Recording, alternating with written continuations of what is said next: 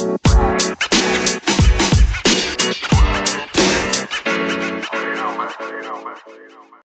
and welcome back to the Corner Kick, episode 3, the good, the VAR and the ugly. My name's Nathan, I'm with my co-host Aaron. How are you today, Aaron? Yeah, I'm great. I'm ready to talk about what's been going on. Well, we'll get right in with the Stand Out Scorelines and start off with our game to watch last week, which was Spurs versus Manchester City. Spurs came out on top despite Man City battering them. What did you think, Aaron? Well, I actually watched the game and I thought that Harry Kane was unbelievable. Honestly, he drives the team and he tracks back constantly. He doesn't get the goals, but he just tracks back and his passing is it's out of this world. Yeah, well, I've got a stat here. That's 45 goal involvements for Harry Kane since Jose Mourinho took charge of Spurs. And it's 1 year since Pochettino was sacked. Do you think that was the right decision? Well, at the time, I didn't think it was the right decision because obviously I actually like Poch and he got him to the Champions League final. And the owner thought that they weren't getting anywhere. And in the long run, it maybe has been the right decision. I wasn't sure about Mourinho after leaving Man United, but he did get him to second place. So maybe it was the right decision after all. Yeah, it's a strange one, really, because Pochettino is constantly linked with the Man United job. He's been linked with Barcelona, Bayern Munich, PSG. And it just shows how good of a manager he is. It was strange to sack him and then get Mourinho in, who, I don't know, he's kind of a defensive manager compared to Poch's attacking philosophy. But now, if you look at the league table, Spurs are top, and maybe Mourinho is the right man to get some silverware into Spurs. And going across the border to our friends in Scotland, we've got Rangers have had the best start to a season for 53 years with a 4-0 win over Aberdeen this weekend. So that's 13 wins and 2 draws this season so far. How do you think Steven Gerrard's doing? Well, honestly, Celtic have won the league, is it 9 times now? Yeah, 9 times in a row. And Rangers cannot allow Celtic to get that 10th consecutive league title. So, but Gerrard, I think, is a good manager, if you ask me. He is 11 clear from Celtic, but Celtic do have 2 games in hand. So, from your point of view, do you think that Rangers will stop Celtic getting 10 in a row then? Yeah, I do. I really do. But it is a funny league because the top 5 they're always fighting for a European place, like Hearts and Hibs. And going abroad now, another big result from the weekend with Atletico Madrid beat Barcelona 1-0. Again, it was another defensive performance, like a Spurs type performance from this weekend. But that leaves Barcelona 12th in the table. Do you think Barcelona are on the downfall? Well, if you ask me, Barcelona have been on the downfall for a while. They've had. I don't know what it is with the managers. They keep changing it up constantly, and I don't know. Obviously, Messi's still there. I think if Messi does go, I think they'll be in big trouble next season, because if they're 12th already with Messi in the team, God knows how they'll perform without Lionel Messi there. Yeah, we'll mention it while we're on Spain. One signing that's been really good in Spain this season, who came from England, is David Silva, and his team, Real Sociedad, are currently top of La Liga. If David Silva's there, I knew David Silva signed for them, but I didn't know they were top of the league. He's made a real impact. He is, honestly. I know he's getting on, but he's just a playmaker. It just shows how good he is. And obviously, both rival fans here, but we obviously wish him the best because of the servant. He's been to the Premier League. He's been doing great over here. So we hope he does well over there as well. Yeah, he served City well, 10 years of trophies. And he's getting the statue as well. So he's getting a statue before Vincent Kompany, which I thought was quite mad. But, they do things differently over that side of Manchester. So, moving on, we're going to pick our player of the week again. So, I'll run you through some options and then just let me know your thoughts, okay? So, 37-year-old Zlatan Ibrahimovic scored 2 goals against Napoli to put AC Milan top of the league this weekend. Dominic Calvert-Lewin scored 2 against Fulham. Brian Kent scored and assisted in a 4-0 win for Rangers, who we've just mentioned. Henrik Mkhitaryan scored twice for Roma, and They are now third place. And Erling Haaland scored 4 goals against Berlin in an away 5-2 win. So what do you think of that? Well, Zlatan Ibrahimovic, for starters, is 37, but he's still got. He's in the shape of his life, and he's just.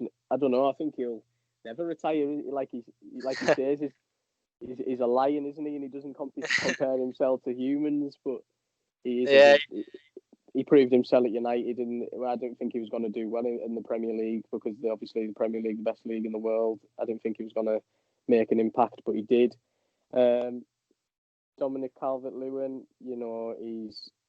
he's on form, and he's just he's top class, and he can't stop scoring this season. And he got the England call up as well, and he scored for England. So I mean that was good. Yeah, I hope it just doesn't go to his head, he seems quite grounded though. To be honest, I think he's 24 now, but he's worked hard to get in the team. He's had a couple of different managers at Everton, and he's kept grafting, and now he's started. I think his time first came when Duncan Ferguson was the caretaker manager. He got a chance then, and he's never looked back really. Yeah, you're right. Yeah, I just obviously a lot of maybe in January a few teams will look out for him because he's proven that he can score goals. Because there's not many English strikers that can actually make that impact since Wayne Rooney. I know Harry Kane. He scores the goals and that, but there's not many English forwards that can do so. So yeah, it's exciting times. And how good is Erling Haaland? Oh well, he's just the next big thing, isn't he? He's just he's proven his worth, and I can see him playing in the Premier League one year. Honestly, I think he'll be soon, the way it's going. So who do you go for Player of the Week then? Player for the Week, I would go with, just because he's in form at the minute in the Premier League and he's English, Dominic Calvert-Lewin. Fair enough. I'm going to go for the Lion, Zlatan Ibrahimovic. He's still putting weight, 37 years old. He's like a fine wine. Touche. Hey, so one award that's been announced this week was the Golden Boy Award. The Golden Boy Award is the best under 21-year-old across Europe over a calendar year. So the top three were Erling Haaland, so he won it. Then it was Ansu Fati from Barcelona, and then Alphonso Davies from Bayern Munich.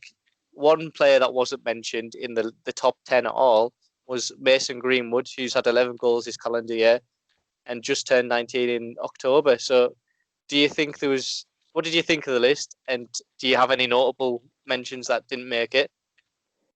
Well, I knew you were going to bring him up because you're a United fan and all that. But yeah, Mason Greenwood is a good player. He's next level. Is he left-footed or right-footed? He's both. Yeah, I know, it's a weird one.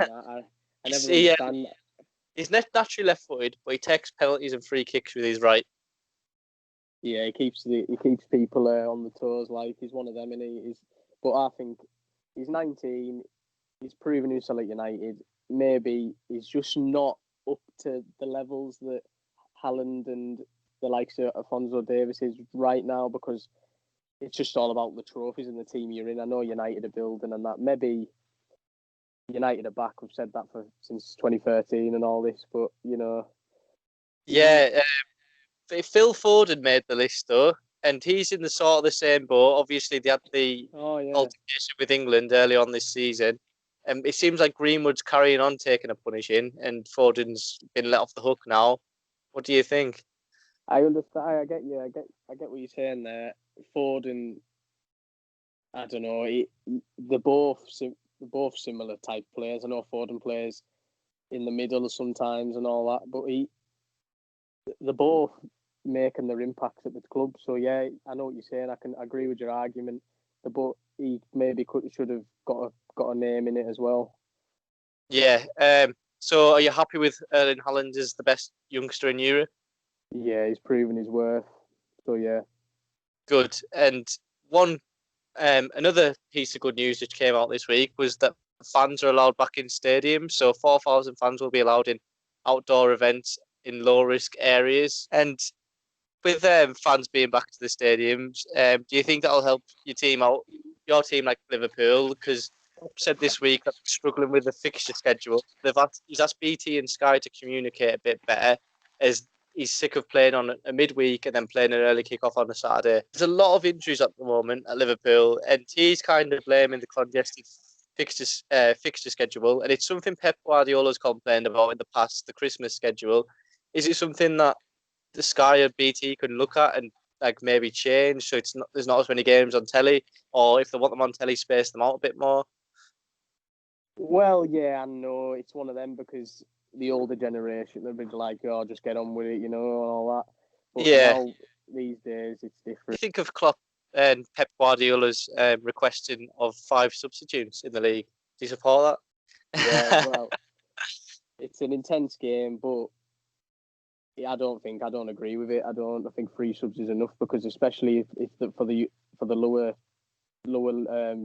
table teams such as like, I don't know, Burnley, Sheffield United, if they're playing the likes of City and Liverpool, and then Liverpool bring on Salah and Mane, it's a bit one of them. Suppose, but I think the way like the top managers are looking at it is if they've got a game in midweek and they know they've got a game at the weekend, they'd rather take them players off and rest them for the weekend. Yeah, I understand that. I do. Yeah, for the team, maybe there could be a structure where the teams that are playing in Europe can have that amount of substitutions. However, like it is only 90 minutes at the end of the day. If they're not fit, and they do get paid a wedge, Well, going on to the hot topic of the week, we always talk about it at the moment. VAR. First off, what do you think of VAR?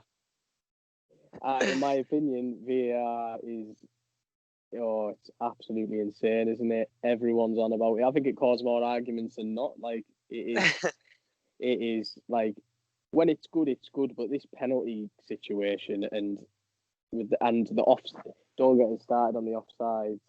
Yeah, it's like it is just mental the amount of decisions this season. And don't get us wrong, Liverpool have had the fair share of decisions, and I know people say that the likes of Liverpool and United get more decisions than not. It is. I don't know if it's good or bad. I feel like there needs to be a meeting put in place because something needs to change with it. I've always thought that VAR. I feel like goal line technology is enough. Like, what do you think? Yeah. So you talk about Liverpool and United getting more decisions. One thing we've got to talk about is Liverpool and United from the weekend. First of all, Liverpool had a penalty check. There was a check and nothing was given when Matip handballed it, and I personally have seen more given for less. And then going to my team, Man United, they had a penalty over. West Brom had a penalty overruled, and that was questionable. It looked like they said there was no contact; he just fell over, but it kind of looked like Bruno Fernandes did kick him. And then United got a retake of the penalty they did get as the keeper was off the line. And to be fair, he was off the line, so that's an example when it's worked. Troy Deeney said big clubs do have an advantage in VAR, and I don't know. I think it's maybe because big clubs tend to have more of the ball, so they have more chances. I mean, Man United play a lot of counter-attacking football with fast forwards like Martial, Rashford, Daniel James. They're in the box a lot. Bruno's very skillful. Pogba's skillful. They're in the box to get fouled, they go down. And that's probably why it goes to VAR a lot more, because it's that fast, they need to check it. And that's why they give the decisions. And it's maybe because the big clubs do have more skillful players. And that's just my opinion. So, yeah, they've started using the pitch side monitors, but it's not really helped. It's like they're doing it just to show us they're doing it, if you know what I mean. Yeah. But are you a fan then or not? I'm not. I'm not going to lie. I'm not a fan of it because I liked it before it was in place. I thought goal line technology was enough. And So moving on finally to our game to watch this weekend. It's another Spurs game because they're doing so well. They're back on telly. It's Jose versus Lampard. It's live on Sky on Sunday the 29th at 4:30. The last time they faced each other, Spurs won on penalties in the League Cup in September. However, prior to that, Chelsea had won the previous 4 meetings. Winning side, you know what I mean? On paper. But obviously, Spurs, I don't know, I can't fault Spurs so far this season. It'll be a close call. It could be a draw, but I think Spurs will get the upper hand. Yeah, well, Chelsea have scored 18 goals in the last 6 games. Spurs have won, just beat Manchester City, so both teams will be on a high going into this. Chelsea have only had one defeat at home this season, which was to Liverpool. So, bearing in mind, both teams are on form. What do you go with for the score? Well, I'm going to go with 2-4 and Kane will get probably 2 assists. Well, I'm going to go with 1 because I think I watched Chelsea against Manchester United the other week, and Chelsea did sit back and take the point. For some reason, I don't think Chelsea will go all out and attack Spurs because it'll be Frank Lampard will be aware of Jose Mourinho's counter attack. I think Spurs will have to get the first goal, and I do see Chelsea equalising because they've just got too much attacking talent up front. We're going to end with a quiz question again. So the answer to the question last week was who's won more Champions Leagues, Pep Guardiola or Jose Mourinho? The answer was 2 each, so it was a draw. The question this week is how many goals did Frank Lampard score under Jose Mourinho during both spells in charge of Chelsea? And there's 3 options: A 48, B 50, or C 52. And the answer will be revealed on our social media platform, TikTok, Instagram, Facebook, and Twitter on Sunday during the game. So the handle for that is at the corner kick 20. So if you go check it out on Sunday, the answer will be on there. And if not, we'll be announcing again next week. And we're going to call it a day after this. So thanks very much. Thank you. Cheers. Bye.